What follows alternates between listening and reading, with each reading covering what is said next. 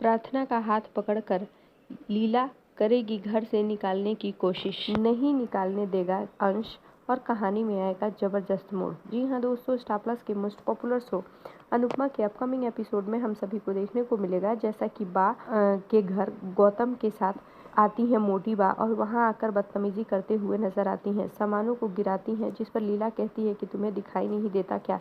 वहीं मोटी बा अंश के कैरेक्टर पर उंगली उठाती हैं और अंश की कॉलर अंश को एक तमाचा भी रख देती हैं, जिस पर अंश कहता है कि मैं सच बोल रहा हूँ।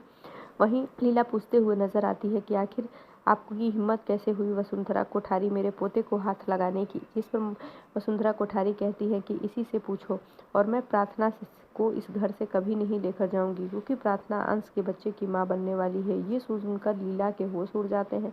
लीला को अंश समझाने की कोशिश करता है, वहीं प्रार्थना बताती है कि नहीं।